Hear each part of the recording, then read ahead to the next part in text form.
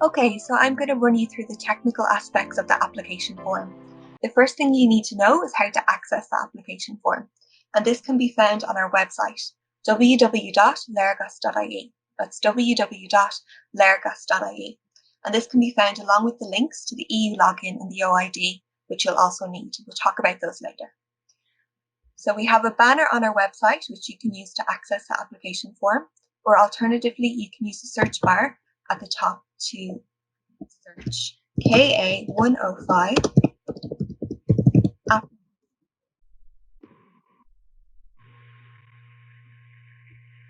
You may need to scroll down a little bit, and this is what we're looking for, the Erasmus Plus KA105 Youth Mobility Application Form. So we click in here.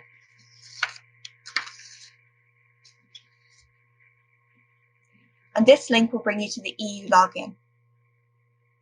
I already have completed my EU login, but you will need an EU login before you can create an application. Once you log in to the EU login, you'll be brought to an application form. If it's your first time applying for an Erasmus, if it's your first time creating the application form, you need to press apply here, and this will bring you to a new application form.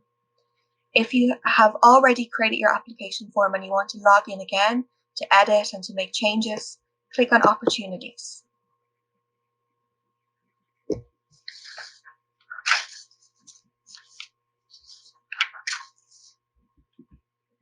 So to find your draft of application that you've already started on, you can search and find it in the My Applications tab. So make sure you're in My Applications. Then you can use the drop-down menus and the search filters to locate your application. So the call this year is 2020. The key action is Key Action 1, Learning Mobilities of Individuals. The action type is KA105, Youth Mobility. And the round is round 2. The February deadline will be round 1, the April deadline will be round 2, and the October deadline is round 3. Ensure you have the correct national agency. So that's IE01, Lergas the Exchange Bureau. When I hit the search button, I should now be able to search to find my existing applications.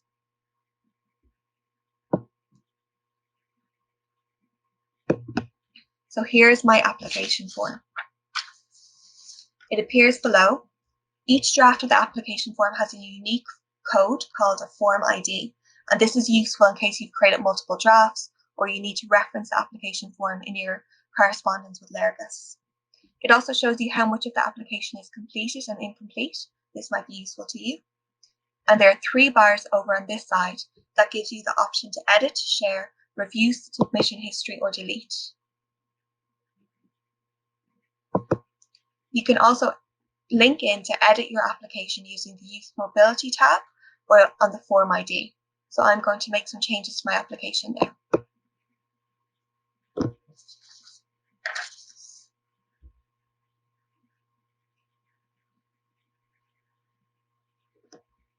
So this is what an application form looks like. You've got a home button up here that will bring you back to this screen whenever you need to. The first important thing to outline about the application form is that there are a number of areas and fields to be filled in. If a field is completed, you'll see a green tick. So I've already completed some of my application form and some of it is ready to go, and that's indicated by a green tick. If something is incomplete or omitted, you'll see a red exclamation mark. That means that I need to go back into that section of the form and finish it off. When everything has a green tick beside it, a submit button will appear beside the PDF button and you'll be able to submit your application. A submit button will not appear until all of these fields are marked green. You can find guidelines for filling out the application form here. These are very important to read through before you start to write your application. You can also go into the submission history of the application form to see when you have submitted your application that it is in fact submitted and that it has the correct date and the correct version. You can also create a PDF of your application form as you go to keep a copy, which is very important. You don't need to save your application form because it's saved automatically every 2 seconds, but it is recommended due to the possibility of technical issues or that you might run into difficulties that you use a Word document and that you save the content of each section into your Word document as you go so that you have a backup, and that also you PDF your submission so that you have another backup as well, just in case you do run into any technical issues.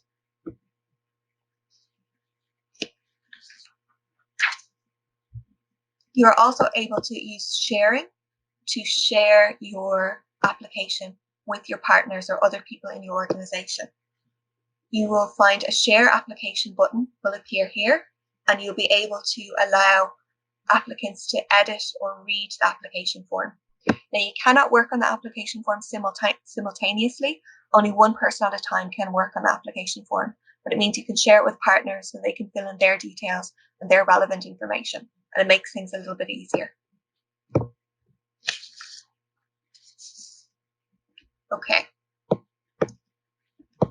So we'll start with the context of the application form. This is the general information about the project. It's important that you select the correct type of activities. It asks you what kind of activities have you planned for your project. So you need to select youth exchanges, youth worker mobility, and ensure this is correct. If this is incorrect and you later realize that you've clicked on the wrong one, you might potentially lose the bulk of your application. So it's very important to check that you have the correct category right from the start.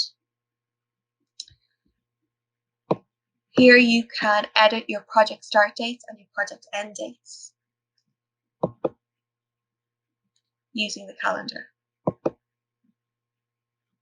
And the project end date automatically populates depending on your total project duration. Projects can be from 3 months to 24 months, and you need to ensure that you're including time for preparation, for follow-up activities, as these are essential parts of your project, and you're assessed on all phases of your project. So you need to ensure that you have a project duration and your activity takes place during that total project duration. Ensure you have enough time for flexibility in case of any unforeseen circumstances, and you need to allow plenty of time to buy flights as well. So you won't know the outcome of your application deadline for approximately 2 months after the deadline has passed. So bear that in mind as well. And when you're considering your project end date, you need to consider final payments. You don't receive your final payment until after the deadline has passed and your final report is complete and has also been assessed. So you need to think of that as well.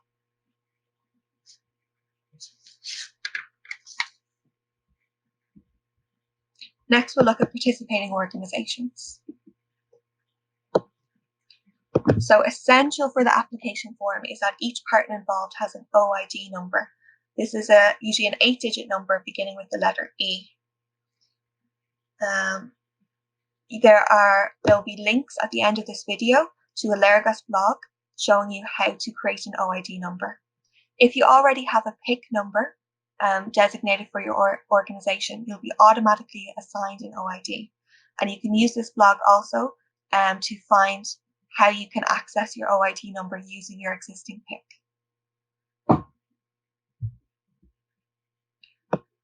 So we would recommend that you get your OID number as soon as possible because it's essential that you fill these in order to be able to create travel flows for your different activities.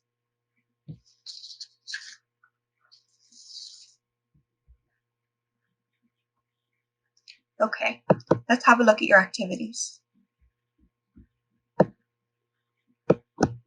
Here you can see the details of each activity that you have detailed in your application so far. An APV, an advanced planning visit, is one activity. A youth exchange is one activity, and a youth worker mobility is one activity. For each activity, there are flows. A flow is one group traveling to a destination. For example, one flow would be a German group traveling to Ireland, and a second flow would be an Irish group traveling in Ireland to get to a project. For each flow, you apply for funding. We'll look at this in a moment. you can see there are two flows for the APV and youth exchange. And there are 2 participants for the advanced planning visit and 20 participants for the youth exchange. As you can see, my youth worker mobility is in red with an exclamation mark. The total number of flows is 1 and the total number of participants is only 4. Also, the budget is significantly lower than I would have expected it to be. So as you can see, there's some information that I've left out and some information is missing. So what I've done is I've not created a second flow in my youth worker mobility. So I have not applied for the correct amount of funding for all participants to travel to the destination. So I need to go back and do that again.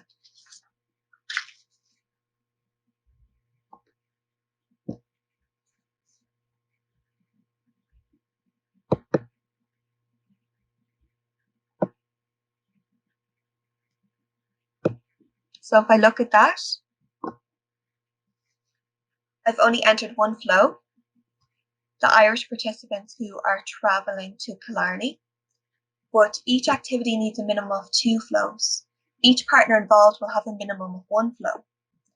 So for trainers and facilitators in the youth worker mobility training, there may be additional flows for their travel, as trainers and facilitators can travel from outside of the partners' countries. An organisation may have more than 1 flow if their group are travelling from 2 different locations. For example, if I have Irish participants travelling from Dingle to Killarney, that'll be 1 flow. If I have Irish participants travelling from Cork to Killarney, that might be another flow. And then I might have a flow of German participants travelling from Berlin to Killarney. That will be, again, a separate flow.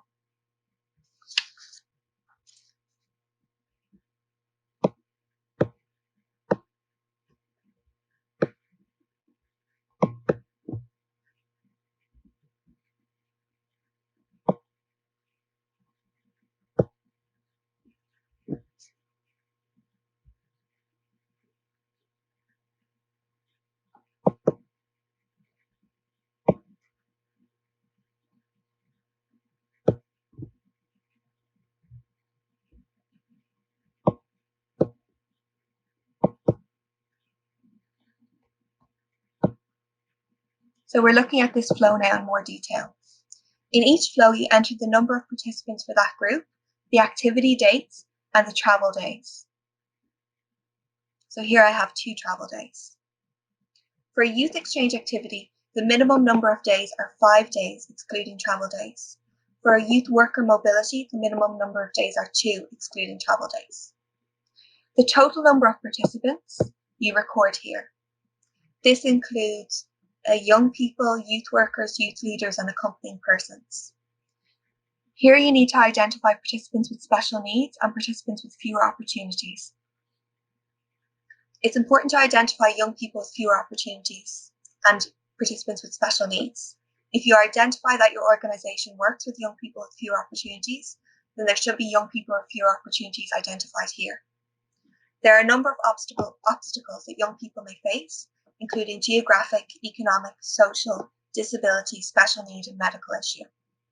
Exceptional costs and special needs costs can be applied for if you work with young people with fewer opportunities and young people with special needs, in order that they can participate in the project.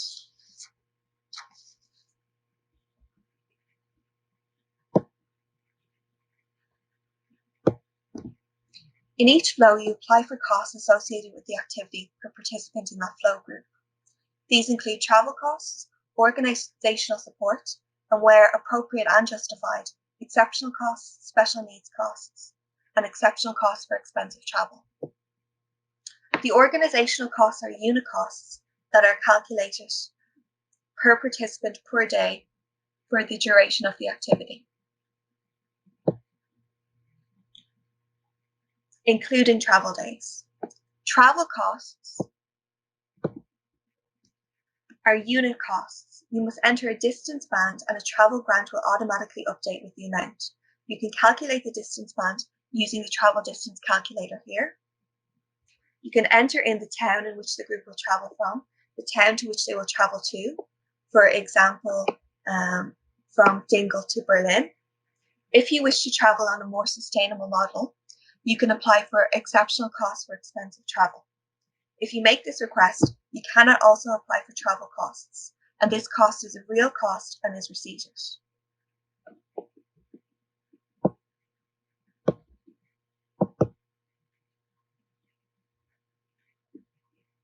Exceptional costs and special needs supports are also real costs and must be receipted. These costs can be applied for to remove any barrier a participant may face that would prevent their participation, such as not having luggage or appropriate footwear. In the case of special needs, they may need accessible transport. This must be justified here in the narrative of the application.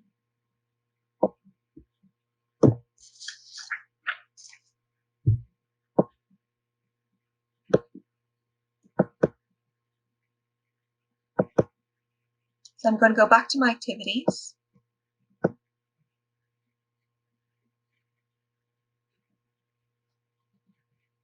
And I'm going to go to flow number 2 of activity 2.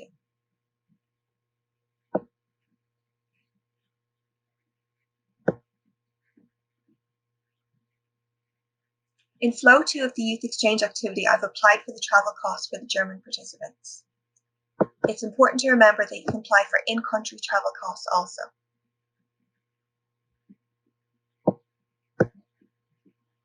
So here are the German participants traveling within Germany to Berlin. And here you can see the details of how I've applied for those travel costs as an example. I'm going to go back into activities and I'm going to take a look at my APV now, my advanced planning visit.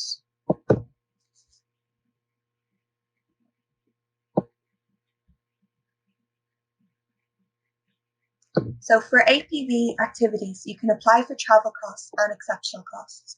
There are no organizational costs for an APV. This means there's no cost included for food or accommodation.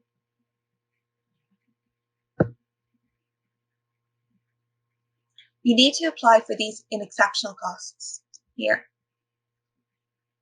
You can have a minimum of 1 participant per country and a maximum of 2 participants per country for an APV.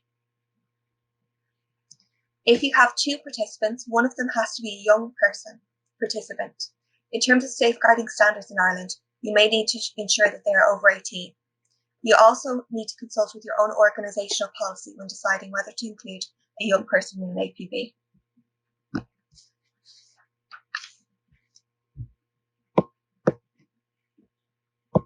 Now I'm going to go to the budget summary.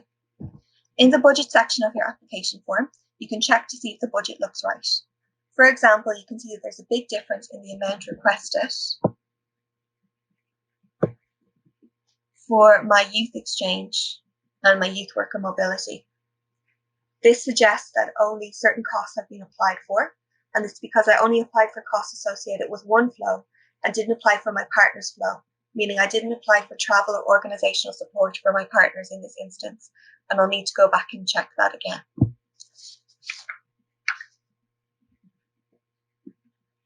We'll now look at the annexes. In the annexes section, you can download and upload all of the required documentation for your project application.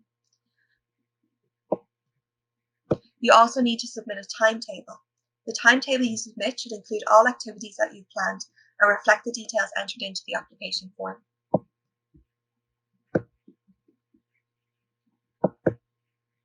Finally, you have a checklist to check that you've ensured that you have included all of the relevant details that you need to. When you have gone into each section, all boxes will turn green, a submit button will appear, and then you will be able to submit your application form.